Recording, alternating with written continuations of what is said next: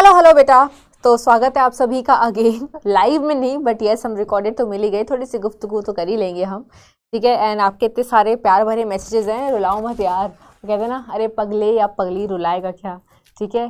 तो आपका ये रिवीजन लेक्चर रहता था, कुछ और चीज़ें रहती है रिवीजन लेक्चर के नाम पे, समरी लेक्चर के नाम पे, वो भी आपको मिल जाएगा। तो चलिए इस चैप्टर के इस समरी लेक्चर को और रिवीजन लेक्चर को स्टार्ट करते हैं। चैप्टर जैसे आपको पता है फोटोसिंथेसिस है बेटा, तो इसमें प्लांट्स खाना बनाता है इन दी प्रेजेंस ऑफ लाइट। तो स्टार्टिंग में हमने कुछ एक्सपेरिमेंट्स पढ़े थे, इंट्रोडक्शन के बारे में पढ़ा था, तो वो पढ़ते हैं। इसमें क्या होता है बेटा, ग्रीन प्लांट्स इस लाइट एनर्जी का इस्तेमाल करके अपने अंदर खाना बनाता है, एक केमिकल फॉर्म को सिंथेसाइज करता है। लाइट एक फिजिकल फॉर्म ऑफ एनर्जी, एक फिजिकल फॉर्म ऑफ एनर्जी का इस्तेमाल करके आप ग्लूकोज बना रहे हो, इसीलिए बेटा एक केमिकल फॉर्म ऑफ एनर्जी बना रहे हो, इसीलिए बेटा इसको फिजिको केमिकल प्रोसेस बोलते हैं। क्योंकि इसमें लाइट एनर्जी इस्तेमाल होती है बेटा, इसलिए इसको बेटा एंडरगोनिक प्रोसेस कहते हैं, ठीक है। इसको बेटा ऑक्सीडो रिडक्टिव प्रोसेस भी कहते हैं, क्योंकि इसमें पानी का ऑक्सीडेशन होता है, क्योंकि पानी स्प्लिट करता है। तो आप देख सकते हो प्रोटॉन्स इलेक्ट्रॉन रिलीज हो रहे हैं, इसलिए हम कहते हैं कि यहाँ पर पानी का क्या हो रहा है बेटा, ऑक्सीडेशन, और CO2 को रिड्यूस करके ग्लूकोज बनाया जा रहा है। Addition of hydrogen is called as reduction. तो यहाँ पर CO2 का क्या हो रहा है, रिडक्शन, इसलिए इसको हम ऑक्सीडो रिडक्टिव प्रोसेस भी कहते हैं। प्लांट्स ये सब इसलिए कर पाता है क्योंकि इनके पास बड़े सारे फोटोसिंथेटिक पिगमेंट्स होते हैं, जिसमें सबसे इंपॉर्टेंट होता है क्लोरोफिल। क्लोरोफिल में सबसे इंपॉर्टेंट होता है बेटा क्लोरोफिल ए। इसके बाद बेटा हमने पढ़े थे कुछ एक्सपेरिमेंट्स जो स्टार्टिंग में किए गए थे कुछ ना कुछ चीज़ों को बताने के लिए, और ये अपने छोटे क्लासेस में भी पढ़ा होगा। जैसे एक वेरिजिएटेड लीफ एक्सपेरिमेंट किया था, वो जो कलरफुल पत्ती होती है ना, उस पर ये बताने के लिए कि जहाँ पर हरा पार्ट ज़्यादा है वहाँ पर क्लोरोफिल है, और वही डिसाइड करता है बेटा फोटोसिंथेसिस के बारे में। तो जहाँ पर वो होगा वहाँ पर फोटोसिंथेसिस ज़्यादा होगी, अच्छी तरीके से होगी, ठीक है। अब यहाँ पर एक और एक्सपेरिमेंट है इसी चीज़ को बताने के लिए, ये है बेटा कि अगर पत्ती को आप कवर कर दो ब्लैक पेपर से तो यहाँ पर लाइट नहीं मिलेगा, और क्योंकि लाइट नहीं मिलेगा तो कोई फोटोसिंथेसिस नहीं होगा, कोई ग्लूकोज नहीं बनेगा, कोई ग्लूकोज नहीं होगा तो कोई स्टार्च नहीं बनेगा। तो अगर आप इस हिस्से का स्टार्च टेस्ट करते हो तो आपको नेगेटिव मिलेगा। स्टार्च टेस्ट आयोडीन से करते, याद है, तो कोई कलर चेंज नहीं होता, तो समझ में आ जाता है स्टार्च नहीं बना है, दैट मीन्स यहाँ पर कोई ग्लूकोज नहीं बना होगा। क्यों? क्योंकि लाइट नहीं है। दैट मीन्स अगर आप चाहते हो स्टार्च बने, अगर आप चाहते हो ग्लूकोज बने, अगर आप चाहते हो फोटोसिंथेसिस हो, तो वहाँ पर होनी चाहिए लाइट। यहाँ पर लाइट अवेलेबल नहीं है। तो यहाँ से एक्सपेरिमेंट से हमें ये पता चला भैया लाइट बहुत बहुत बहुत बहुत अत्यधिक आवश्यक है फॉर फोटोसिंथेसिस। अगला एक्सपेरिमेंट था बेटा ये जानने के लिए CO2 का क्या हाल चाल है, CO2 काम का है, नहीं काम का है, हो जाएगा नहीं होगा। तो चलो देखते हैं क्या किया गया बेटा। इस एक्सपेरिमेंट को ये भी कह सकते हो, ऐसे भी कहते हैं कि जो पोर्शन है, आप आधी पत्ती को, पार्ट ऑफ द लीफ को CO2 में इमर्स कर दो, या KOH के सोल्यूशन में इमर्स कर दो, या एक कॉटन जो KOH में डिप था उसको आप डाल दो। तो KOH बड़ा अच्छा एब्जॉर्बर होता है CO2 का, तो जितने हिस्से को आपने KOH से एक्सपोज किया है उतने हिस्से को CO2 नहीं मिलेगा। अब भैया CO2 नहीं मिलेगा तो किसको रिड्यूस करोगे?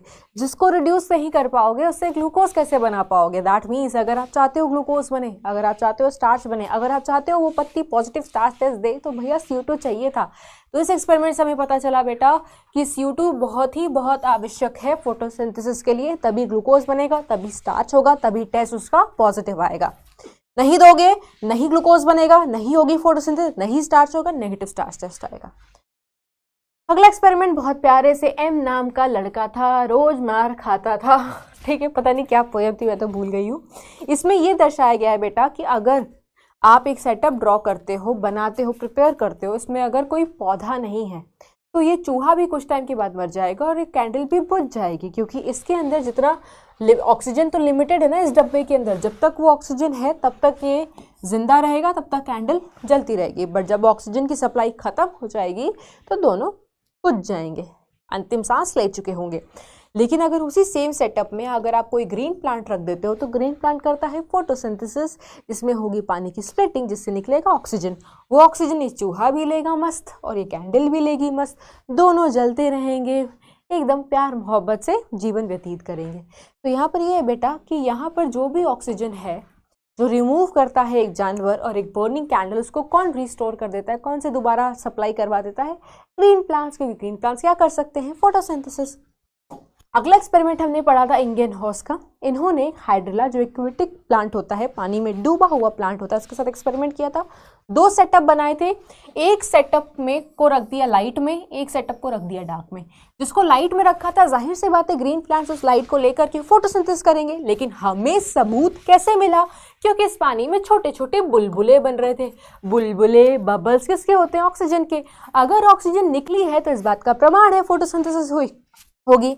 सेम जिसको डार्क में रखा, कोई बुलबुले नहीं बने। अब बुलबुले नहीं बने, ऑक्सीजन नहीं निकली।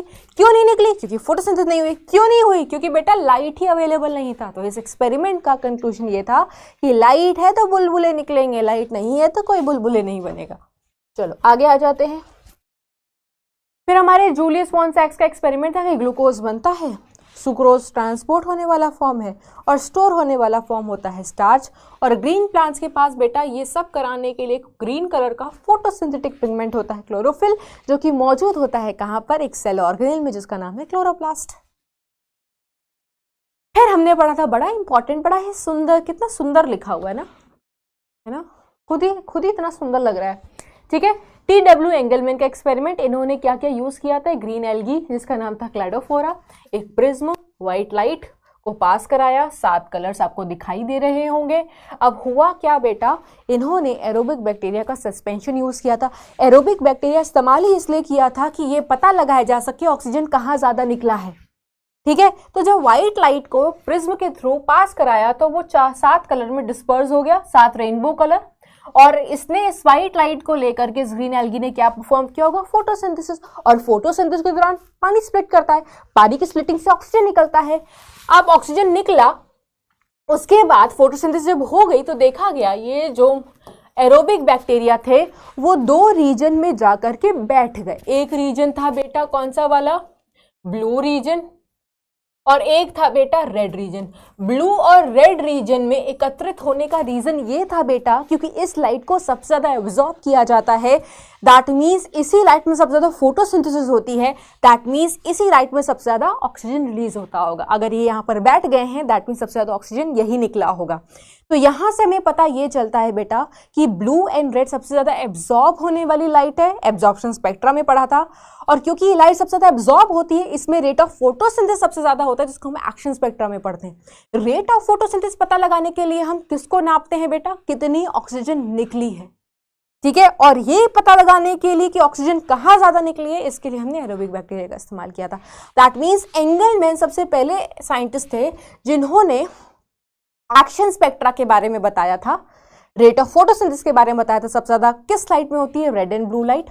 और इन्होंने ही बताया था बेटा, एक तरीके से आप ये कह सकते हो, क्योंकि रेड एंड ब्लू लाइट में सबसे ज्यादा फोटोसिंथेसिस क्यों हो रही है? क्योंकि सबसे ज्यादा जो लाइट एब्जॉर्ब होती है during photosynthesis, that is blue and red. इसके बाद बेटा कहानी ये थी कि ये जो CO2 plus water carbohydrate glucose बनाता है और ऑक्सीजन निकालता है, तो ये जो ऑक्सीजन निकल के आ रहा है, इस ऑक्सीजन का सोर्स लोगों को जानना था कि ये ऑक्सीजन कहाँ से आ रहा है, CO2 से या पानी से। तो ये बड़े बड़े अलग अलग लोग साइंटिस्ट थे, अलग अलग कुछ बातें करते थे, बट नील सबसे पहले वो साइंटिस्ट बने जिन्होंने माइलस्टोन कंट्रीब्यूशन दिया और ये बताया बेटा कि ये जो ऑक्सीजन आता है वो पानी से आता है, ना कि CO2 से। और इस चीज को बताने के लिए इन्होंने इस्तेमाल किया बेटा green sulphur bacteria, पल्पर sulphur bacteria, जिसमें इनऑर्गेनिक सोर्स पानी नहीं होता बल्कि इनऑर्गेनिक सल्फर मतलब जो सोर्स होता है इनऑर्गेनिक हाइड्रोजन का जो सोर्स होता है, हाइड्रोजन का जो डोनर होता है वो H2S होता है। जब इन्होंने पानी लिया ही नहीं तो देखा कि ऑक्सीजन निकला ही नहीं। प्लांट्स में पानी लेते हैं तो ऑक्सीजन निकलता है, और ऑक्सीजन निकलता है तो हम उसको ऑक्सीजनिक फोटोसिंथेसिस कहते हैं, नहीं निकलता तो एनऑक्सीजनिक। मतलब अगर पानी है तो ही ऑक्सीजन निकल रहा है, पानी नहीं ले रहा तो ऑक्सीजन नहीं निकल रहा। अगर CO2 ही ऑक्सीजन निकाल रहा होता तो CO2 तो दोनों जगह था ना, समझ में आया? तो ये पहले साइंटिस्ट थे जिन्होंने ये बताया भैया ना ऑक्सीजन आता है पानी से, ना कि फ्रॉम CO2। इनके इस जो कंक्लूजन को बाकी के साइंटिस्ट ने भी सपोर्ट किया। जैसे अदर साइंटिस्ट थे, उन्होंने रेडियो एक्टिव आइसोटोप जो ऑक्सीजन का 18 होता है उसका इस्तेमाल किया ये बताने के लिए इन्होंने CO2 नॉर्मल आइसोटोप वाला लिया और पानी वाला जो ऑक्सीजन था वो रेडियो एक्टिव लिया। इस ग्रीन एल्गी को लाइट वाइट जो भी देना है दिया, CO2 दिया, पानी दिया, उसके बाद ग्लूकोज बना और साथ ही साथ एक और बाई प्रोडक्ट जो बनता है ग्लूकोज के साथ, ऑक्सीजन बना। जो ऑक्सीजन यहाँ पे रिलीज हो रहा था बेटा वो 18 का था। ये 18 वाला ऑक्सीजन किसके पास था? पानी के पास। लो हो गया दूध का दूध पानी का पानी कि ये ऑक्सीजन कहाँ से आ रहा है? पानी से, ना कि फ्रॉम CO2। तो यहाँ पर ये है बेटा कि जो आप यहाँ पर लोगे, अगर H2O लोगे, ठीक है, तो यहाँ पर O निकलेगा। अगर यहाँ पर H2S लोगे तो यहाँ पर सल्फर निकलेगा। और साथ ही साथ ये भी बताया गया कि कार्बोहाइड्रेट ग्लूकोज बन रहा है। जैसा यहाँ पर सामान लोगे, सल्फर ले लिया तो सल्फर निकलेगा, ऑक्सीजन ले लिया तो ऑक्सीजन निकलेगा पानी वाला। और साथ ही साथ बेटा पानी एज अ प्रोडक्ट भी सिंथेसाइज होता है ड्यूरिंग फोटोसिंथेसिस। इसलिए बैलेंस्ड इक्वेशन में हम जब हम प्रोडक्ट लिखते हैं फोटोसिंथेसिस का तो ग्लूकोज भी लिखते हैं, ऑक्सीजन भी लिखते हैं, पानी भी लिखते हैं। अगर फोटोसिंथेसिस साइट की बात करें तो सेल मीजोफिल है और उस मीजोफिल सेल में जो ऑर्गेनेल होता है जिसके अंदर ये चीज होती है बेटा उसको हम क्या कहते हैं? क्लोरोप्लास्ट। एनसीईआरटी में पूछा हुआ है बेटा कि जो क्लोरोप्लास्ट है वो कैसे अरेंज होता है, तो डिपेंड करता है बेटा उसको किस किस्म की लाइट मिल रही है। अगर बेटा उसको बहुत ज्यादा लाइट इंटेंसिटी मिलेगी तो ये तुम्हारी क्या है बेटा? ये है मीजोफिल सेल की दीवार, ठीक है। तो ये क्या करता है बेटा? हाई लाइट इंटेंसिटी में आप देखो ये इधर जाकर के सारे क्लोरोप्लास्ट अरेंज हो गए। ये दीवार है और ये क्लोरोप्लास्ट की अरेंजमेंट है। तो ये कैसा अरेंजमेंट हो गया बेटा? 90 डिग्री परपेंडिकुलर। तो अगर आपसे पूछा जाए हाई लाइट इंटेंसिटी में तो परपेंडिकुलर अरेंजमेंट होती है, बट अगर लो लाइट इंटेंसिटी हो बेटा तो ये क्या करते हैं? ये देखो ये दीवार है मीजोफिल सेल की और सारे के सारे क्लोरोप्लास्ट ऐसे अरेंज हो गए हैं। तो होता क्या है बेटा? यहाँ पर कैसी अरेंजमेंट है? पैरेलल। तो जैसा सवाल वैसा जवाब होना चाहिए। आगे चलते हैं बेटा और बात करते हैं किसकी? ये देखो क्लोरोप्लास्ट। क्लोरोप्लास्ट डबल मेम्ब्रेन होता है, आउटर इनर मेम्ब्रेन। ये हो गई बेटा बीच की स्पेस कंपार्टमेंट। ये क्या है बेटा? थैलाकॉइड। थैलाकॉइड भी डबल मेम्ब्रेन होता है और इसके अंदर बीच की स्पेस को क्या बोलते हैं? ल्यूमेन। ऐसे ऐसे बहुत सारे थैलाकॉइड्स होते हैं बेटा, तो उसको हम क्या कहते हैं? ग्रेना, ठीक है। बहुत सारे ग्रेना होते हैं, कनेक्टेड होते हैं with the help of stroma lamellae. ये जो खाली स्पेस है बेटा उसको हम क्या कहते हैं? स्ट्रोमा। और जो खाना बनता है वो स्टार्च के फॉर्म में स्टोर भी हो सकता है, तो एनसीईआरटी में स्टार्च भी बना हुआ है। अब यहाँ पर देखो क्या लिखा हुआ है कि ये बाहर की सरफेस है थैलाकॉइड की, ये अंदर की सरफेस है थैलाकॉइड की, और ये जो खाली स्पेस है बेटा इसको हम क्या बोलते हैं? ल्यूमेन। क्लोरोप्लास्ट एक मेम्ब्रेनस सिस्टम है क्योंकि इसके पास आप देख सकते हो खुद आउटर मेम्ब्रेन, इनर मेम्ब्रेन भी है और अंदर जो थैलाकॉइड है उसमें भी आपको मेम्ब्रेनस सिस्टम दिखाई दे रहा है।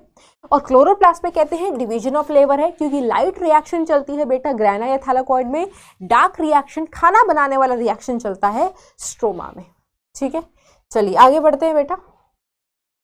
4 पिगमेंट्स हैं, चारों पिगमेंट्स को पालक वाला एक्सपेरिमेंट एनिमेशन दिखाया था जिसके जरिए बेटा इन चारों पिगमेंट्स को सेपरेट किया गया। सेपरेशन टेक्निक को हम क्या बोलते हैं? Paper chromatography. और जो पेपर इस्तेमाल किया जाता है बेटा उसको बोलते हैं क्रोमेटोग्राम। और ये 4 पिगमेंट्स के कलर देखो लिखे हुए हैं। क्लोरोफिल बी येलोइश ग्रीन होता है, क्लोरोफिल ए ब्लूइश ग्रीन होता है, ज़ैंथोफिल येलो होता है, कैरोटीन ऑरेंज होता है। सबसे इंपॉर्टेंट चीफ पिगमेंट क्लोरोफिल होता है, मेन पिगमेंट क्लोरोफिल होता है, यूनिवर्सल पिगमेंट क्लोरोफिल होता है, बाकी उसके प्रोटेक्टर है, बॉडीगार्ड है, ठीक है।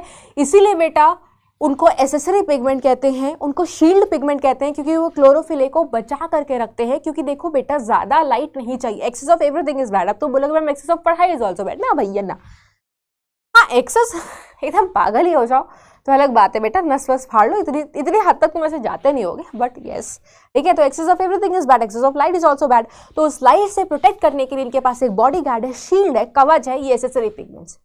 इन एसेसरी पिगमेंट्स का फायदा ये है बेटा ये अलग अलग वेवलेंथ ऑफ लाइट को एब्जॉर्ब करते हैं जिसकी वजह से एफिशिएंसी फोटोसिंथेसिस की ओवरऑल बढ़ जाती है। इसीलिए हम कहते हैं बेटा ये एंटीना की तरह काम करता है। एंटीना नहीं होता डिश पे लगा हुआ, इसलिए इनको एंटीना मॉलिक्यूल कहते हैं, ठीक है। शील्ड पिगमेंट क्यों कहते हैं बेटा? क्योंकि ये फोटो ऑक्सीडेशन से बचाता है, फोटो ऑक्सीडेटिव डैमेज से बचाता है। ये वो डैमेज है जब एक्स्ट्रा लाइट, एक्सेस में लाइट पड़ जाती है तो क्लोरोफिल ए का मॉलिक्यूल, मेन पिगमेंट ही खराब हो जाए तो क्या करोगे बेटा, ठीक है, तो उससे बचाता है। उसके बाद बेटा यहाँ पर आप देख सकते हो 2-3 ग्राफ दिए हुए थे। इस ग्राफ में हमने ये बताया है कि ये जो तीनों पिगमेंट्स हैं ये किस रेंज को पर्टिकुलरली ज़्यादा एब्जॉर्ब करते हैं। तो ये वाली जो रेंज है बेटा ये 400 से 500 नैनोमीटर वाली लाइट है। तो आप देख सकते हो तीनों पिगमेंट्स की पीक आपको इस जोन में दिखाई दे रही है। दैट मीन्स ये वाली वेवलेंथ ऑफ लाइट सबसे ज़्यादा एब्जॉर्ब होती होगी, जो कि कौन सा रीजन होता है बेटा, ब्लू रीजन। दूसरा आपको पिगमेंट्स के पीक दिखाई दे रहे हैं 600 से 700 में, जो कि होता है रेड लाइट। इस ग्राफ के जरिए आप ये बता रहे हैं कि ये दो लाइट सबसे ज्यादा एब्जॉर्ब की जाती हैं इन पिगमेंट्स के द्वारा। इसीलिए बेटा इस ग्राफ का नाम है absorption spectra of 3 different pigments, ठीक है। और प्लांट हर किस्म की लाइट को एब्जॉर्ब नहीं करता, प्लांट सिर्फ विजिबल रेंज, विबग्योर वाला 400 से 700 नैनोमीटर वाली वेवलेंथ ऑफ लाइट को एब्जॉर्ब करता है। इसी वजह से बेटा इसको हम पार बोलते हैं, वो रेडिएशन जो फोटोसिंथेसिस के लायक है, वो रेडिएशन जो फोटोसिंथेसिस के लिए एक्टिव है। अब क्योंकि बेटा ब्लू और रेड सबसे ज्यादा एब्जॉर्ब होने वाले लाइट हैं, इसलिए सबसे ज्यादा फोटोसिंथेसिस भी आपको कहाँ देखने को मिलती है, ब्लू एंड रेड में। सबसे ज्यादा फोटोसिंथेसिस नापी कैसे जाती है बेटा, ऑक्सीजन रिलीज से। अब अगर हम पहले ग्राफ को इस ग्राफ के ऊपर रख करके देखें तो क्या एग्जैक्टली सेम है, एग्जैक्टली सेम नहीं है, बट ये किससे मिलते हैं बेटा, absorption spectra of chlorophyll A. तो हमें ये पता चलता है कि क्लोरोफिल ए बड़ा इंपॉर्टेंट पिगमेंट है। दूसरा क्वेश्चन ये है बेटा क्यों एग्जैक्टली नहीं मिलते, क्योंकि ये जो आपको रेट ऑफ फोटोसिंथेसिस देखने को मिल रहा है वो मेन आप कह सकते हो क्लोरोफिल ए की वजह से मिल रहा हो सकता है, लेकिन अकेला सिर्फ क्लोरोफिल ही फोटोसिंथेसिस कर रहा है ये कहना तो गलत होगा ना। इसीलिए बेटा ये एग्जैक्ट मैच नहीं कर रहे, क्योंकि ये जो फोटोसिंथेसिस मिला है वो सारे पिगमेंट्स का क्यूमुलेटिव इफेक्ट है, लेकिन ये ज्यादातर किससे मिल रहा है, क्लोरोफिल ए के एब्जॉर्प्शन से, क्योंकि सबसे ज्यादा contribution main pigment, chief pigment उसको कहा जाता है। आगे चलते हैं बेटा, यहां से हमारा प्रोसेस स्टार्ट हुआ था। सबसे पहले हमने लाइट रिएक्शन पढ़ना शुरू किया था। लाइट रिएक्शन को फोटोकेमिकल फेज या रिएक्शन भी बोलते हैं। इसमें लाइट का रोल आपको देखने को मिलेगा। ग्राना या थैलाकॉइड में चलती है, इसमें लाइट को एब्जॉर्ब करते हैं। पानी की स्प्लिटिंग होती है, पानी की जो स्प्लिटिंग होती है बेटा वो लाइट के प्रेजेंस में होती है, तो इसको फोटोलाइसिस भी कभी कभी ऑप्शन में लिखा होता है। पानी स्प्लिट करता है बेटा, यहीं से ऑक्सीजन रिलीज होता है, तो लाइट रिएक्शन का एक प्रोडक्ट ऑक्सीजन भी होता है। ATP NADPH भी बनते हैं, ऑक्सीजन भी बनता है, और इसलिए हम कहते हैं इसमें रिलीज ऑफ ऑक्सीजन भी है। अब इन सबको होने के लिए, लाइट रिएक्शन को होने के लिए आपको एक बाकायदा सिस्टम चाहिए, और उस सिस्टम में पिगमेंट्स होते हैं। वो पिगमेंट जो लाइट को एब्जॉर्ब कर सकते हैं, तो इसको हम बोलते हैं फोटो सिस्टम्स। दो प्रकार के पिगमेंट्स, दो प्रकार के फोटो सिस्टम्स है, PS1 एंड PS2। PS1 पहले आया था इसलिए फर्स्ट, PS2 बाद में आया था इसलिए सेकेंड। दैट मीन्स इनका नाम डिस्कवरी के बेसिस पर है। दोनों में सेम चीज होती है, reaction centre, light harvesting complex, but फर्क ये होता है बेटा कि PS1 का जो रिएक्शन सेंटर है उसमें जो क्लोरोफिल ए मॉलिक्यूल बैठा हुआ है वो मैक्सिमम जो एब्जॉर्प्शन पीक शो करता है फोटोसिंथेसिस में, वो 700 नैनोमीटर वाली लाइट को एब्जॉर्ब करके करता है। PS2 का जो रिएक्शन सेंटर है वो क्लोरोफिल ए जो है वो मैक्सिमम एब्जॉर्ब जो लाइट कर सकता है, मैक्सिमम एब्जॉर्प्शन पीक जो शो करता है फोटोसिंथेसिस में, वो 680 वाले वेवलेंथ पर करता है। बाकी के जो लाइट हार्वेस्टिंग कॉम्प्लेक्स है, चाहे इसका हो चाहे इसका, दोनों में समान सेम है। 100 एसेसरी पिगमेंट्स हो सकते हैं अलॉन्ग विथ प्रोटीन, मतलब वो किससे चिपके पड़े हैं बेटा, प्रोटीन्स। ठीक है, यहाँ पर देखो बना करके भी दिखाया था। इन नेसेसरी पिगमेंट्स का काम होता है बेटा लाइट को एब्जॉर्ब करना और फिर उस एनर्जी को ट्रांसफर करना अपने बॉस के पास, मालिक के पास, जिसका नाम है क्लोरोफिल ए। जब भी लाइट एनर्जी स्ट्राइक करती है किसी एटम पे, मॉलिक्यूल पे, तो उसके इलेक्ट्रॉन एक्साइट हो जाते हैं और उस इलेक्ट्रॉन को एक्सेप्ट कर लेता है फर्स्ट इलेक्ट्रॉन एक्सेप्टर। तो यहाँ पर ये जो इलेक्ट्रॉन निकलता है बेटा, ये इलेक्ट्रॉन फ्लो करता है थ्रू डिफरेंट इलेक्ट्रॉन कैरियर्स, और उसी के फ्लो से बेटा आपको पता है प्रोटॉन्स की भी मूवमेंट होती है अक्रॉस द मेम्ब्रेन, जिसे प्रोटॉन ग्रेडियंट बनता है। उस ग्रेडियंट को तोड़ते हैं और तोड़ने से एटीपी जनरेट होता है। और इसी इलेक्ट्रॉन की जो फ्लो होती है इसको हम बोलते हैं ईटीएस। दो प्रकार से आपने ईटीएस पढ़ी है, एक नॉन साइक्लिक में और एक साइक्लिक में। तो चलिए अब हम देखते हैं वो कैसे चलता है। दोनों का नाम है on the basis electron flow कैसे कर रहा है। जो इलेक्ट्रॉन अपने घर छोड़ के जाता है दोबारा कभी लौट के नहीं आता, वो नॉन साइक्लिक। जो इलेक्ट्रॉन घर छोड़ के आता है दोबारा अपने घर आ जाए तो साइक्लिक। तो नॉन साइक्लिक बेटा ग्राना थैलाकॉइड में चलती है। इसमें दोनों फोटो सिस्टम होते हैं, PS1 और PS2।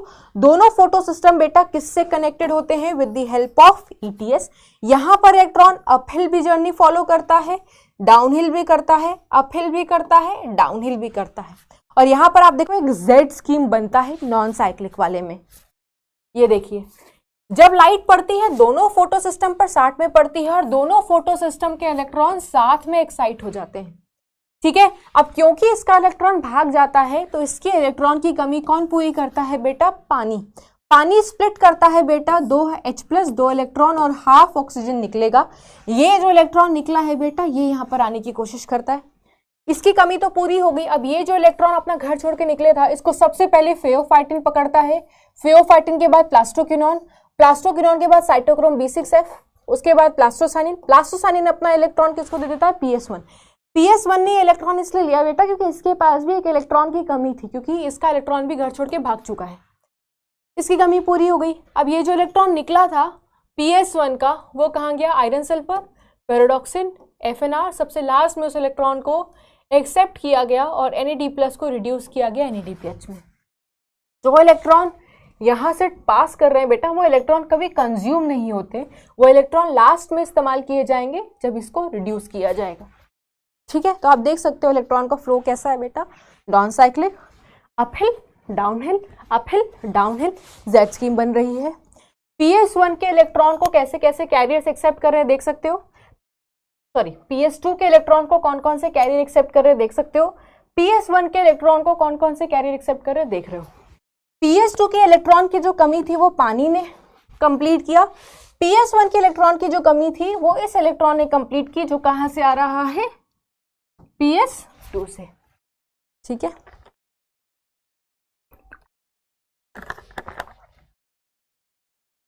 सारे जो इलेक्ट्रॉन कैरियर्स है बेटा वो अपने इंक्रीजिंग रिडॉक्स पोटेंशियल पर अरेंज होते हैं। ज्यादा पचड़े में मत पड़ना, सिर्फ आप इतना चीज याद रख लो।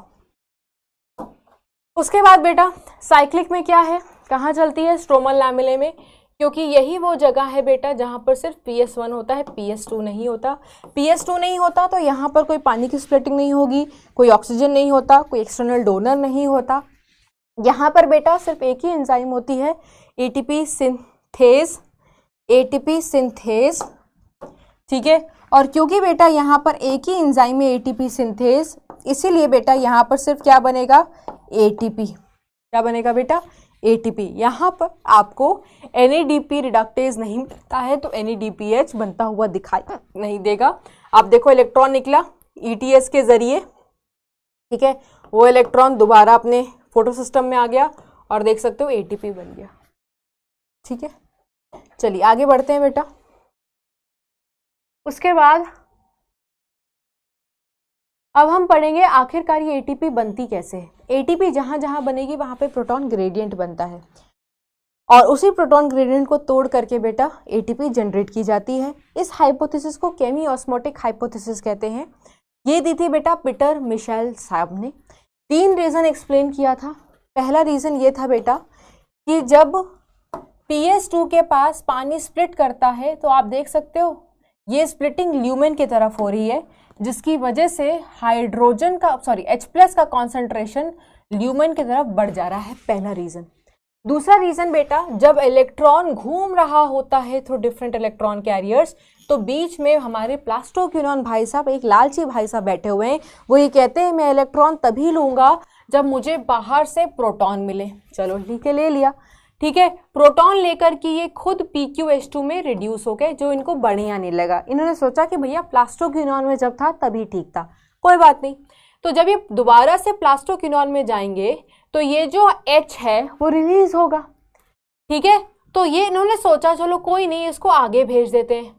साइटोक्रोम B6F ने कहा भैया मैं हाइड्रोजन कैरियर थोड़ी हूँ, मैं तुम्हारी तरह लालची थोड़ी हूँ, मैं सिर्फ तुमसे क्या ले सकता हूँ, इलेक्ट्रॉन, क्योंकि इलेक्ट्रॉन मेरा प्यार है, हाइड्रोजन मैं नहीं लूंगा। तो इन्होंने हाइड्रोजन को धक्का दे दिया टुवर्ड्स ल्यूमेन। अब हाइड्रोजन आया कहाँ, H+ आया कहाँ से था, स्ट्रोमा से। स्ट्रोमा में फेंक दिया जाता तो कोई दिक्कत नहीं होती, बट वो H+ घूम फिर करके कहाँ पहुंच गया, ल्यूमेन में, जिसकी वजह से फिर से ल्यूमेन की तरफ H+ का कॉन्सेंट्रेशन बढ़ गया। तीसरा रीजन ये है बेटा, ये जो NADP को रिड्यूस करने वाली एंजाइम है, ये किधर की तरफ मौजूद होती है, स्ट्रोमा की तरफ नहीं, स्ट्रोमा साइड में। तो क्योंकि स्ट्रोमा की तरफ मौजूद है ये स्ट्रोमा, क्योंकि रिडक्शन के लिए तुम्हें हाइड्रोजन चाहिए ना, ऐड करना है, यू नीड प्रोटॉन। तो होता क्या है बेटा, NADP+ को ऐड करने, रिड्यूस करने के लिए भी H+ की जरूरत है। ये H+ कहाँ से इस्तेमाल किया जा रहा है, स्ट्रोमा की तरफ से। ऑलरेडी कंगाल चल रहा था स्ट्रोमा, और खर्चा करवा दिया हमने H+ का, उसी के H+ को जहाँ कम था वहीं से H+ और यूज कर लिया। तो ये तीसरा रीजन है बेटा, जिसकी वजह से स्ट्रोमा की तरफ प्रोटॉन्स कम हो जाते हैं, ल्यूमेन की तरफ प्रोटॉन्स की कॉन्सेंट्रेशन बढ़ जाती है, जिसकी वजह से बेटा क्या एक क्रिएट हो जाता है, इलेक्ट्रोकेमिकल ग्रेडियंट। क्या क्रिएट हो जाता है बेटा, इलेक्ट्रोकेमिकल ग्रेडियंट। ये आप कह सकते हो एक प्रोटॉन ग्रेडियंट बन गया, एक तरफ प्रोटॉन ज़्यादा, एक तरफ प्रोटॉन कम। अब इसको तोड़ा जाएगा। तोड़ा कैसे जाता है बेटा, जब प्रोटॉन्स की हम मूवमेंट कराते हैं फ्रॉम ल्यूमेन टू स्ट्रोमा, जहां से आया था ना प्रोटॉन वहां पर दोबारा भेज के, ठीक है, जहां से आया था बेटा वहां पर दोबारा भेज करके हम इस ग्रेडियंट को तोड़ते हैं।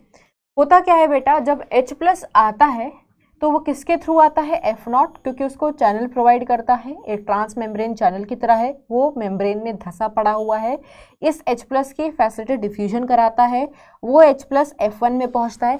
F1 को हम हेडपीस कहते हैं। यहीं पर क्या मौजूद है बेटा, कौन सी एंजाइम मौजूद है बेटा, ATP सिंथेज।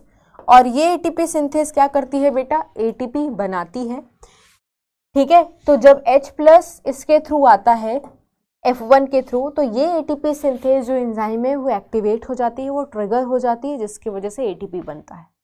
कितने H+ आ रहे हैं तो कितनी ATP बन रही है वो आपको याद नहीं रखनी है, आप इतना मैकेनिज्म समझिए कि जब H+ की मूवमेंट होती है तो इस तरीके से ATP जनरेट होती है। F0 मेम्ब्रेन में धंसा पड़ा है, F1 मेम्ब्रेन से झांक रहा है, प्रोट्यूड कर रहा है बाहर की तरफ। ये एक पेरिफेरल प्रोटीन है F1, और F0 एक ट्रांस मेम्ब्रेन इंटरनल प्रोटीन है, ठीक है। तो प्रोटॉन ग्रेडियंट का बनना बहुत ज़रूरी है, क्योंकि इस ग्रेडियंट बनेगा तभी उसको तोड़ोगे तभी ATP बनेगा, अदरवाइज नहीं बनेगा ATP। और इसी हाइपोथेसिस को हम केमियोस्मोटिक हाइपोथेसिस कहते हैं, ठीक है। उसके बाद बेटा हमने पढ़ा था डार्क रिएक्शन। डार्क रिएक्शन में क्या होता है बेटा, डार्क कहने के लिए डार्क है, इसका मतलब ये नहीं कि अंधेरे में चल रही है, अंधेरे में फोटोसिंथेसिस नहीं चल सकती, हम सबको पता है, बचपन से पढ़ रहे हैं। डार्क रिएक्शन में डार्क सिर्फ इसलिए कहा है क्योंकि पहले वाले को लाइट दे दिया तो इसको नाम डार्क तो देना ही था, बल्कि बेटा लाइट के बिना डार्क रिएक्शन चल नहीं सकती, क्योंकि लाइट रिएक्शन ना चले तो ATP NADPH नहीं बनेगा, और ATP NADPH नहीं बनेगा, ये खाना नहीं बनेंगे, ये मसाले नहीं बनेंगे बेटा, तो खाना कैसे बना पाओगे, स्ट्रोमा में शुगर कैसे बनाओगे, ठीक है। तो डार्क सिर्फ कहने के लिए, इसका एक्चुअल मतलब नहीं है कि डार्क में चल रही है, अंधेरे में चल रही है, इसलिए डार्क को एक मिसनोमर की तरह यूज़ किया जाता है। डार्क रिएक्शन चलती है स्ट्रोमा में, ठीक है, जहाँ पर इस NADPH और ATP का इस्तेमाल किया जाएगा। क्या क्या रास्ते हैं इस ATP और NADPH को इस्तेमाल करने के, तो सबसे पहले हम पढ़ेंगे C3 पाथवे। C3 पाथवे में C3 इसलिए है बेटा क्योंकि पहला प्रोडक्ट जो बनता है इस पाथवे में फोटोसिंथेसिस के दौरान वो 3 कार्बन का है, और उसका नाम है बेटा फॉस्फोग्लिसरेट या फॉस्फोग्लिसरिक एसिड, ठीक है। अब होता क्या है बेटा, C3 को हम केल्विन साइकिल भी बोलते हैं, क्योंकि मेल्विन केल्विन जी ने बताया था, एक रेडियो एक्टिव आइसोटोप टेक्निक इस्तेमाल की थी, जिससे इन्होंने ये पता लगाया कि जो पहला कार्बन कंपाउंड बन रहा है वो 3 कार्बन का है, इसलिए इसको C3 साइकिल या C3 पाथवे कहते हैं। अब होता क्या है बेटा, सबसे पहले CO2 को फिक्स करना पड़ेगा, तो एटमॉस्फेयर से CO2 को अंदर लाना पड़ेगा। अंदर लाने के लिए हमें क्या चाहिए बेटा, एक्सेप्टर चाहिए। जो एक्सेप्टर C3 में मौजूद होता है उसका नाम होता है बेटा RUBP, जो 5 कार्बन का कीटोस शुगर है, राइबोल्यूस बिसफॉस्फेट। एक एंजाइम चाहिए जो इससे ये करवाएगी। उस एंजाइम का नाम क्या है बेटा? Rubisco, ribulose bisphosphate carboxylase oxygenase. ये इसके दो काम है बेटा, ये बाई फंक्शनल एंजाइम होती है, इसका नेचर ही बाई फंक्शनल होता है। ये कार्बन डाइऑक्साइड के साथ भी बाइंड कर सकती है, तब हम बोलते हैं कि ये कार्बोक्सिलेज एक्टिविटी शो कर रही है। ये ऑक्सीजन के साथ भी बाइंड कर सकती है, तब हम बोलते हैं ऑक्सीजनेज एक्टिविटी शो कर रही है। जब ये कार्बन डाइऑक्साइड के साथ बाइंड करती है तब फोटोसिंथेसिस होगा, जब ये ऑक्सीजन के साथ बाइंड करती है तो फोटोसिंथेसिस मिनिमाइज हो जाती है, गंदा प्रोसेस फोटो रेस्पिरेशन शुरू हो जाता है। याद आ रहा है आपको? वो भी पढ़ेंगे अभी हम। देखो क्या लिखा हुआ है बेटा, वैसे तो रुबिस्को दोनों काम कर सकती है, ठीक है, लेकिन अगर CO2 के साथ बाइंड करेगी तभी खाना बनेगा, अगर O2 के साइड बंद कर जाती है तो फोटो रेस्पिरेशन हो जाता है, ठीक है। लेकिन रुबिस्को का प्यार कौन है? रुबिस्को का प्यार है CO2, तो ज़्यादा एफिनिटी इसकी बाइंड करने की किसके साथ है? CO2 के साथ। बट अगर ऑक्सीजन के साथ कर गई तो क्या कर सकते? कुछ नहीं कर सकते, फोटो रेस्पिरेशन शुरू हो जाएगा फिर। चलिए अब ये देखिए C3 साइकिल के 3 स्टेप होते हैं।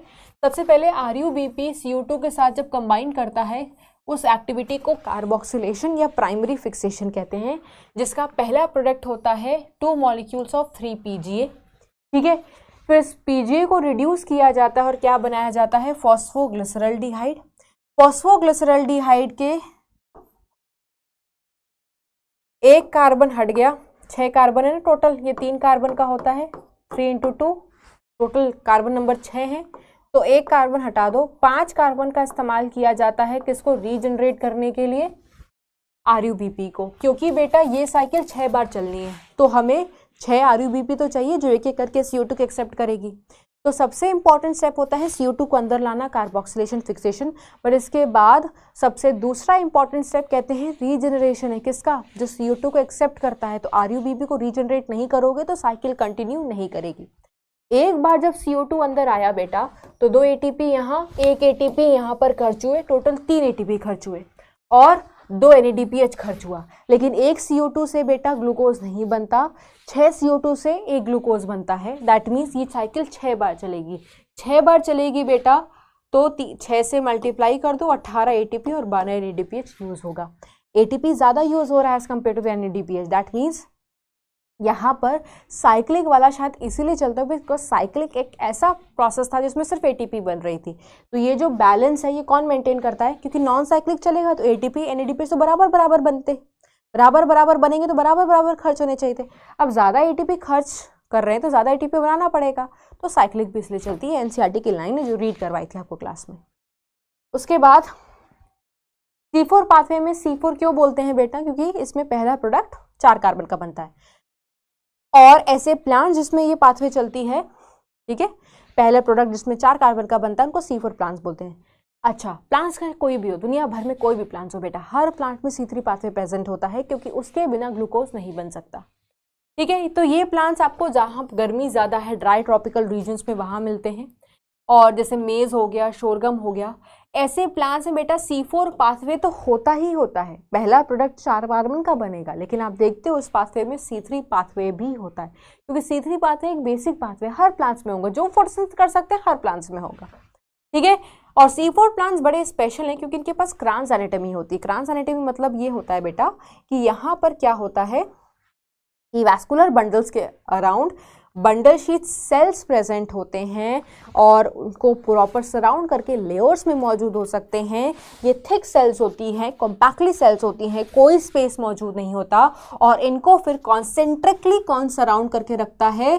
Mesophyll cell. इस प्रकार की अरेंजमेंट को जो कवरिंग के रूप में मौजूद होती है वैस्कुलर बंडल के अराउंड, इसको हम बोलते हैं क्रांस एनाटॉमी। देखो C3 प्लांट्स के पास भी बेटा बंडल शीट सेल होते हैं, बट इस कदर ये क्रांस में जैसा यहाँ पर दिखाई दे रहा है वहाँ पर आपको दिखाई नहीं देता। और वहाँ का जो बंडल शीट सेल होता है बेटा C3 प्लांट्स में, वो किसी काम का नहीं होता क्योंकि उसके पास क्लोरोप्लास्ट नहीं होता, तो फोटोसिंथेसिस नहीं कर सकता, ठीक है। इसीलिए हम कहते हैं बेटा अगर क्रांस के फॉर्म में, इस तरीके के अरेंजमेंट के फॉर्म में अगर किसी पत्ती में बंडल शीट मौजूद है तो वो पत्ती C4 की है। इसीलिए C4 प्लांट्स में बंडल शीट सेल को, क्रांस एनाटॉमी को एक तरीके से आइडेंटिफिकेशन करना है, पहचानना है, तो आप इनकी अरेंजमेंट देख सकते हो। 2 प्रकार के सेल हैं। मीजोफिल सेल में जो क्लोरोप्लास्ट है उसके पास ग्रैना होता है, इनके पास ग्रैना नहीं होता। तो हम कहते हैं क्लोरोप्लास्ट भी दो प्रकार के हैं, ग्रेना वाले, एक विदाउट ग्रेना। तो डाईमॉर्फिक क्लोरोप्लास्ट कहा जाता है। ठीक है, क्या कहा जाता है बेटा? डाईमॉर्फिक क्लोरोप्लास्ट कहते हैं हम। ठीक है, अगर लिखा नहीं है तो लिख लो। दो प्रकार के क्लोरोप्लास्ट ना बेटा, दो प्रकार के क्लोरोप्लास्ट हैं, एक ग्रेना वाले और एक ए ग्रैनल बेटा, दो अलग अलग क्लोरोप्लास्ट हो गए। तो हम बोलते हैं कि C4 में बेटा डाईमॉर्फिक क्लोरोप्लास्ट है।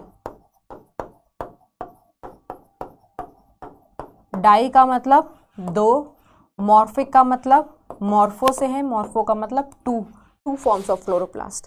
The one which is present in mesophyll cell and the other one is present in the bundle sheaths. अब तुम सोच रहे हो कि बंडल शीट के सेल में ग्रेना नहीं है तो, और कोई बात नहीं, हमें लाइट रिएक्शन नहीं करना कि हमें ग्रेना चाहिए, हमें बंडल शीट सेल में स्ट्रोमा से मतलब होना चाहिए। स्ट्रोमा मौजूद है क्योंकि हमें डार्क रिएक्शन करना, हमें खाना बनाना है, ये क्लास में भी बताया था आपको।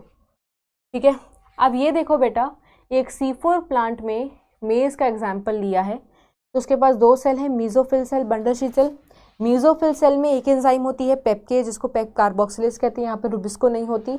बंडल शीट सेल में रुबिस्को होती है, पेप्केज नहीं होती। अब यहाँ पर बेटा एटमॉस्फेरिक CO2 जो एक्सेप्ट करेगा, तो वो एटमॉस्फेरिक CO2 आएगा कहाँ पे? मीजोफिल सेल में। मीजोफिल सेल में जैसे वो CO2 आता है, वो एक कन्वर्ट हो जाता है अपने किस फॉर्म में? बाइकार्बोनेट फॉर्म में। इस CO2 को एक्सेप्ट किसने किया बेटा? पेप ने, फॉस्फोइनॉल पायरुवेट, जो कि यहाँ का प्राइमरी CO2 एक्सेप्टर होता है 3 कार्बन का। 3 कार्बन ये और 1 कार्बन और 4। तो पहला प्रोडक्ट जो बनता है वो कौन सा होता है बेटा? 4 कार्बन का ऑक्सैलो एसिटिक एसिड। ये सब किसने किया बेटा? पेपकेस। पेपकेस सिर्फ कार्बोक्सिलेशन ही कर सकता है, तो यहाँ पर रुबिस्को वाली प्रॉब्लम नहीं है। पेपकेस सिर्फ एक ही से प्यार करता है, वो है कार्बन डाइऑक्साइड। बाहर के एटमॉस्फेयर से सिर्फ कार्बन डाइऑक्साइड ही अंदर आएगा। कितनी बढ़िया चीज़ है यहाँ पर। वाटर रेस्पिरेशन का चांस ही देखो कितना खत्म हो गया। उसके बाद बेटा ये ऑक्सैलो एसिटिक एसिड कन्वर्ट हो जाती है दूसरे C4 एसिड्स में, जैसे मैलिक एसिड, एस्पार्टिक एसिड। फिर इन C4 एसिड्स को मीजोफिल सेल से निकाल करके कहाँ भेजा जाता है? बंडल शीट सेल में, और वहाँ पर इनको तोड़ दिया जाता है। ये डीकार्बोक्सिलेशन में जाते हैं, एक CO2 निकल जाता है और 3 कार्बन एसिड्स बना लेते हैं, जिनका नाम है पायरुविक एसिड। अब ये जो CO2 निकला, ये सेल के अंदर ही निकला, इसको इंट्रासेलुलर CO2 कहते हैं। इसको वेस्ट थोड़ी करेंगे। इस CO2 को कौन एक्सेप्ट कर लेता है? RUBP क्लोरोप्लास्ट में। RUBP बेटा रुबिस्को के प्रेजेंस में इसको दोबारा से फिक्स करता है, क्योंकि दोबारा से फिक्स करता है, इसको सेकेंडरी कार्बोक्सिलेशन, सेकेंडरी फिक्सेशन कहते हैं। और ये सब करके बेटा ये अल्टीमेटली क्या करने लगता है? C3 cycle. तो आप खुद देख सकते हो बेटा, बंडल शीट सेल में क्लोरोप्लास्ट के अंदर, स्ट्रोमा के अंदर क्या चलने लगी? C3 cycle. प्लांट कौन था? C4, बट फिर भी C3 साइकिल चली। ठीक है, अगर एक CO2 के लिए C3 साइकिल चली है, तो एक CO2 के लिए C3 साइकिल चलेगी तो 3 ATP और 2 NADPH खर्च होगा। ये हमें पता ही है, ये हम पहले से पढ़ते हुए आ रहे हैं। एक C3 अगर चला है एक CO2 के लिए, तो 3 ATP और 2 NADPH खर्च होंगे। ठीक है, लिख देती हूँ आपके लिए, लिखा हुआ हमने नोट्स में। एक C3 साइकिल के लिए बेटा, एक C3 साइकिल के लिए 3 ATP एंड 2 NADPH खर्च होंगे ही होंगे, हम कुछ नहीं कर सकते, होंगे तो होंगे। ठीक है, अब हुआ क्या बेटा? ये जो पायरुविक एसिड था, खाना बनाना इंपॉर्टेंट है, खाना तो बनाएंगे CO2 को अंदर ला करके, बट कार्बोक्सिलेशन के अलावा सेकेंड मोस्ट इंपॉर्टेंट क्या है? पेप को रीजनरेट करना, प्राइमरी एक्सेप्टर को रीजनरेट करना। तो प्राइमरी एक्सेप्टर को रीजनरेट कहाँ किया जाएगा? जहाँ पर होते हैं। कहाँ पर होते हैं? मेसोफिल सेल में। तो इस पायरुविक एसिड को बेटा बंडल शीट सेल से निकाल करके कहाँ लाया जाता है? मेसोफिल सेल में। मेसोफिल सेल में इस पायरुविक एसिड को इस्तेमाल किया जाता है रीजनरेशन में, और रीजनरेट करा करके क्या बनाते हैं बेटा? पेप। और जब रीजनरेट कराते हैं बेटा, तो C4 पाथवे में 2 ATP खर्च हो जाती है। अगर आपसे पूछा जाए कि मैम यहाँ पर C4 कहाँ चली, तो ये जो आपने पढ़ा बेटा, CO2 का अंदर आना, ऑक्सैलो एसिटिक एसिड का बनना, फिर मैलिक एसिड का बनना, फिर मैलिक एसिड का बंडल शीट सेल में टूटना, पायरुविक एसिड का बनना, फिर पायरुविक एसिड का ट्रांसपोर्ट होकर के मीजोफिल सेल में जाना, फिर उनका रीजनरेट होकर के पेप बनाना, ये तुम्हारी क्या है बेटा, C4 साइकिल है। और इस साइकिल में अगर आपसे पूछा जाए कितनी एटीपी नेट खर्च हो रही हैं, तो यहीं पर 2 एटीपी खर्च हुई जब हमने पेप को रीजनरेट कराया, और कहीं एटीपी खर्च होते हुए आप नहीं देख रहे हो। C3 साइकिल कहाँ चली बेटा, ये जो चलती है बंडल शीट सेल के क्लोरोप्लास्ट के अंदर, स्ट्रोमा के अंदर बेटा, ये क्या है बेटा, C3 साइकिल। अगर आपसे पूछा जाए कि C3 साइकिल में कितने एटीपी खर्च हुए, अगर एक CO2 के लिए लिया जाए तो C3 साइकिल में 3 एटीपी और 2 NADPH खर्च होते हैं, ठीक है। अब अगर मैं आपसे पूछूं कि एक C4 प्लांट में जब एक CO2 अंदर गया तो कितने एटीपी और NADPH टोटल खर्च हुए, तो अगर मैं C4 पाथवे में देखूं तो 2 एटीपी खर्च हुआ, और C3 साइकिल चला होगा तो 3 एटीपी, तो 3 और 2 5 एटीपी खर्च हुए टोटल। अगर आपसे सवाल आएगा कि कितने एटीपी खर्च हुए C4 पाथवे के द्वारा, तो 2, अगर कितने एटीपी खर्च हुए C3 पाथवे के द्वारा, तो 3, टोटल पूछा जाए तो 5।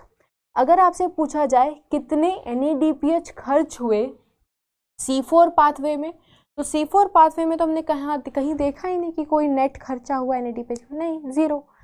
बट अगर पूछा जाए कितने एटीपी खर्च हुए C3 के द्वारा, 2, टोटल भी 2 होगा क्योंकि C4 में कोई बन नहीं रहा। बट ये सब एक CO2 के लिए, एक CO2 से तो खाना बनेगा नहीं, खाना कितने CO2 से बनता है, 6 CO2 से बनेगा, 6 CO2 के लिए ओवरऑल 6 साइकिल चलेंगी, जिसकी वजह से बेटा 6 से मल्टीप्लाई कर दो तो 30 एटीपी, 12 NADPH। एटीपी इतना ज़्यादा खर्च हो रहा है, फिर भी इसको अच्छा प्लांट्स कहते हैं, क्यों, क्योंकि इसमें फोटो रेस्पिरेशन नहीं होता, फोटो रेस्पिरेशन का कोई चांस ही नहीं है, क्योंकि रुबिस्को के पास बेटा सिर्फ और सिर्फ कौन सा गैस है, CO2, तो बार बार इसी के साथ कंबाइन करेगा। बंडल शीट सेल में ऑक्सीजन आ ही नहीं सकता, क्योंकि इसकी जो वॉल्स हैं वो ऑक्सीजन के लिए परमिएबल है नहीं, किसी भी गैस के लिए परमिएबल नहीं है, ना तो इनकी स्पेस सेल्स के बीच में ये कोई इंटरसेलुलर स्पेस है कि वहां से डिफ्यूज होकर के ऑक्सीजन अंदर, मतलब ऑक्सीजन का कोई चांस ही नहीं है कि वो अंदर घुस सके, रुबिस्को के पास जा सके। तो रुबिस्को के पास कोई चारा ही नहीं है, वो सिर्फ CO2 के साथ ही कंबाइन कर सकता है, कार्बोक्सिलेज एक्टिविटी ही करेगा, तो फोटो रेस्पिरेशन को कोई चांस नहीं बनता। इसलिए बेटा ये बहुत प्रोडक्टिव, बहुत अच्छे, बहुत एफिशिएंट माने जाते हैं, क्योंकि इनके पास एक ऐसा मैकेनिज्म है जिसमें ये C4 एसिड्स को तोड़ करके अंदर ही CO2, इंट्रासेलुलर CO2 रुबिस्को के अराउंड इंक्रीज कर लेते हैं, जिसकी वजह से फोटो रेस्पिरेशन नहीं होती, रुबिस्को ऑक्सीजनेज एक्टिविटी शो नहीं कर सकता। तो फोटो रेस्पिरेशन आपको सिर्फ C3 प्लांट्स में ही देखने को मिलती है। तो फोटो रेस्पिरेशन चलती क्यों है ऑलरेडी बता दिया, जब रुबिस्को ऑक्सीजन के साथ बाइंड करवाया RUBP को, ऑक्सीजनेज एक्टिविटी चले। इसमें 3 ऑर्गेनेल्स इन्वॉल्व होते हैं, क्लोरोप्लास्ट, पेरोक्सिसोम्स, माइटोकॉन्ड्रिया। इसकी डिटेल साइकिल मैंने को क्लास में दिखाई थी, सिलेबस में नहीं है। इसमें होता क्या है बेटा, एक फॉस्फोग्लिसरिक एसिड बन जाता है और एक फॉस्फोग्लाइकोलेट बनता है। अगर 2 फॉस्फोग्लिसरिक एसिड हो जाती मजा ही आ जाता, क्योंकि इन दोनों से ग्लूकोज बन जाता। अब क्योंकि एक ही फॉस्फोग्लिसरेट या ग्लिसरिक एसिड बना है, तो फॉस्फोग्लाइकोलेट ये कोशिश करता है कि मैं एक PG और बना लूँ, और ड्यूरिंग दिस कन्वर्जन बेटा कुछ भी अच्छा नहीं होता, ना कोई CO2 फिक्स्ड होता है, ना कोई ATP बनता, ना कोई NADPH बनता, फालतू में बेटा ATP खर्च हो जाता है, ना कोई शुगर बनता, तो इसलिए इसको बेकार का वेस्टफुल प्रोसेस कहा जाता है। ठीक है, ये तभी चलती है बेटा इंटेंसिटी जब ज़्यादा हो, ऑक्सीजन की अवेलेबिलिटी CO2 से बेहतर हो, तभी बेटा रुबिस्को ऑक्सीजन के साथ बाइंड करेगा। ठीक है, दैट मीन्स CO2 और ऑक्सीजन का जो रेशियो है वो मैटर करता है कि रुबिस्को किसके साथ बाइंड करेगा, कौन सी एक्टिविटी चलेगी, तब फोटो रेस्पिरेशन होगा या नहीं होगा। उसके बाद बेटा मैंने आपको दिया था ये होमवर्क, ये NCERT की टेबल है और PDF में उसका आंसर था बेटा, तो ये आप मैच कर लेना कि आपने सही किया था या नहीं। ठीक है, ये देख लो सबका आंसर है, जो NCERT में टेबल थी, जो मैंने आपको होमवर्क दिया था। ठीक है, उसके बाद बेटा फैक्टर्स थे, एक्सटर्नल होते हैं, इंटरनल होते हैं। इंटरनल मतलब प्लांट फैक्टर्स थे, जो जेनेटिक फैक्टर्स कह सकते हो आप, क्योंकि जैसे जीन्स होंगे उसी हिसाब से आपका, जैसे आपकी हाइट, आपका स्किन कलर, आपकी आंखों का कलर, सब कुछ जेनेटिक ही तो है, जीन से तो डिसाइड कर रहा है। तो ये एक हो गया प्लांट फैक्टर्स जिसके बारे में एनसीईआरटी ने ज़्यादा चर्चा नहीं किया है। Chlorophyll, chloroplast, internal CO2 concentration, stomata, leaves की ओरिएंटेशन कैसी है, लीव्स की एज कैसी है, कितना अमाउंट है क्लोरोफिल का, तो ये सब इंटरनल फैक्टर्स हो गए। चर्चा किया है external, light, temperature, CO2 and water. जब इतने सारे फैक्टर्स को कंट्रोल करने मतलब एक फोटोसिंथेसिस प्रोसेस को इतने सारे फैक्टर्स कंट्रोल करते हैं, तो सबसे इंपॉर्टेंट वो फैक्टर होता है जो सबसे कम है। जो सबसे कम है उसकी इंपॉर्टेंस सबसे ज़्यादा हो जाती है, क्योंकि वही वो फैक्टर है बेटा जो उस प्रोसेस को लिमिट कर सकता है, रोक कर सकता है। ठीक है, तो हम इसको बोलते हैं बेटा लॉ ऑफ लिमिटिंग फैक्टर। ठीक है, ये दिया था ब्लैकमैन ने 1905 में। अब लाइट के लिए 3 चीज़ें, quality, quantity and duration. Duration का ज़्यादा कुछ फर्क नहीं पड़ता रेट पर। क्वांटिटी मतलब इंटेंसिटी, एंड क्वालिटी मतलब आपको पता है सिर्फ blue and red maximum absorb होती है, हर किस्म की लाइट एब्जॉर्ब नहीं कर सकता, सिर्फ विजिबल रेंज ऑफ लाइट को एब्जॉर्ब कर सकता है, तो ये होती है क्वालिटी। 400 से 700 nanometre of wavelength of light ही एब्जॉर्ब होगी। क्वांटिटी से ये है बेटा कि देखो अगर जब लाइट कम होती है तब लाइट लिमिटिंग फैक्टर है, क्योंकि लाइट कम है तो फोटोसिंथेसिस नहीं चल सकता। लेकिन जैसे जैसे लाइट बढ़ाते हो बेटा तो देख सकते हो CO2 fixation rate of photosynthesis भी बढ़ते चली जा रही है। क्यों? क्योंकि लाइट लिमिटिंग है, तो अगर उस फैक्टर को हम जैसे बढ़ाएंगे उसका सीधा असर उस प्रोसेस फोटोसिंथेसिस पे देखने को मिलेगा। तो स्टार्टिंग में आप देख सकते हो जैसे जैसे लाइट बढ़ा रहे हो आपको डायरेक्ट रिलेशन देखने को मिल रहा है, क्योंकि CO2 फिक्सेशन भी बढ़ रहा है, क्योंकि उस टाइम पे लाइट लिमिटिंग है। लेकिन एक समय आया कि आपने कितना भी लाइट बढ़ा लिया, फोटोसिंथेसिस का रेट नहीं बढ़ रहा है, क्योंकि हो सकता है बेटा लाइट तो तुमने बढ़ा ली बट कोई और फैक्टर उस समय पर कम हो गया, कोई और फैक्टर उस समय पर लिमिटिंग हो गया। ठीक है, दूसरा बेटा आप देख सकते हो एक समय आता है बेटा कि मैक्सिमम फोटोसिंथेसिस देखने को मिलती है। तो जिस पॉइंट पर मैक्सिमम फोटोसिंथेसिस देखने को मिलती है उस पॉइंट को हम सैचुरेशन पॉइंट कहते हैं। सैचुरेशन मतलब मैक्सिमम, इससे ज्यादा नहीं हो सकता। और तुम सोचो तुम बहुत ज्यादा लाइट बढ़ा दोगे तो बहुत अच्छी बात है, नहीं, बहुत ज्यादा लाइट में क्लोरोफिल खराब हो जाता है, फोटो ऑक्सीडाइज हो सकता है, तो जरूरत से ज्यादा लाइट नहीं चाहिए, सिर्फ ऑप्टिमम लाइट चाहिए। ठीक है, बहुत ज्यादा लाइट भी बढ़ा लोगे तो हो सकता है अदर फैक्टर्स बढ़ जाएं, बहुत बहुत बहुत ज्यादा बढ़ाओगे तो क्लोरोफिल खराब हो जाएगा। ठीक है, लाइट कहते हैं बेटा generally rearing factor, limiting factor होता है, क्योंकि लाइट मिल ही जाता है। हाँ, घना बादल छा गया या ओशन समुंदर के एकदम नीचे वहां पे लाइट अवेलेबल नहीं है, घने जंगल में लाइट अवेलेबल नहीं हो सकता, उन केसेस में लाइट लिमिटिंग बन सकता है। अदरवाइज लाइट लिमिटिंग नहीं है, क्योंकि लाइट 10% चाहिए प्लांट को मैक्सिमम फोटोसिंथेसिस करने के लिए, वो यूज कर लेते हैं, उनको मिल जाती है इतनी लाइट। ठीक है, ये कुछ पॉइंट्स ग्राफ बताए थे जो भाई मैंने आपको एक्सप्लेन किया कि कौन कौन सा पॉइंट क्या क्या दर्शाता है। ये वो पॉइंट है बेटा जब आप लाइट लिमिटिंग नहीं रह गया है, और ये वो पॉइंट है बेटा कि लाइट तो बहुत है बट दूसरे फैक्टर्स हो सकता है लिमिटिंग हो। ये वो पॉइंट है जहां पर मैक्सिमम फोटोसिंथेसिस है, ये वो पॉइंट है जिस लाइट पर मैक्सिमम फोटोसिंथेसिस हुई है, और ये वो पॉइंट है बेटा जहां पर लाइट लिमिटिंग है।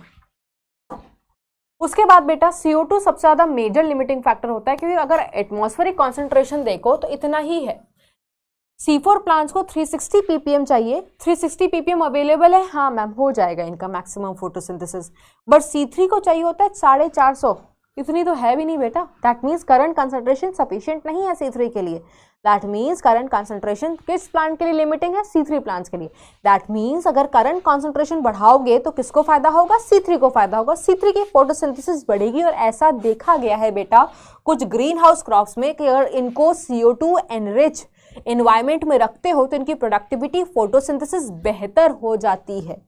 ठीक है, अब एनसीईआरटी कहती है देखो अगर भैया लाइट इंटेंसिटी कम है तो दोनों C3 या C4 कोई भी CO2 को रिस्पॉन्स नहीं करेंगे, क्योंकि उस दौरान लाइट लिमिटिंग है। CO2 तुम कितना भी बढ़ा लो कोई फायदा नहीं होगा, क्योंकि लाइट कंट्रोल कर रहा है प्रोसेस को।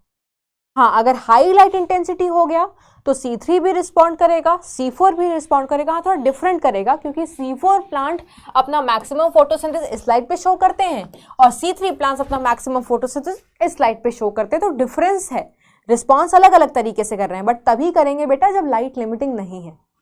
ठीक है, चलिए उसके बाद टेम्परेचर और पानी। टेम्परेचर वहां पर ज्यादा इफेक्टिव होगा जहां पर एंजाइम ज्यादा। एंजाइम ज्यादा डार्क रिएक्शन में, तो एनसीईआरटी कहती है डार्क रिएक्शन ज्यादा सेंसिटिव होते हैं क्योंकि इसमें एंजाइम ज़्यादा है। इसका मतलब ये नहीं कि लाइट रिएक्शन का कोई असर नहीं होगा, लाइट रिएक्शन भी सेंसिटिव होते हैं, बट कंपेयर करो डार्क रिएक्शन से तो इतना ज़्यादा नहीं होता। और टेम्परेचर ऑप्टिमा वो टेम्परेचर है बेटा जितना चाहिए, ज़रूरत से ज़्यादा नहीं चाहिए, ज़रूरत से कम नहीं चाहिए, जितना चाहिए उतना मिल जाए तो प्लांट बेहतरीन फोटोसिंथेसिस कर सकता है।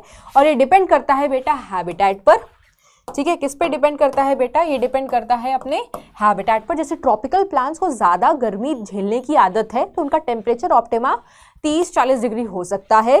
टेम्परेट प्लांट्स को इतना गर्मी झेलने की आदत नहीं है तो 25-30 डिग्री टेम्परेचर ऑप्टिमा हो सकता है उनके फोटोसिंथेसिस के लिए, ठीक है।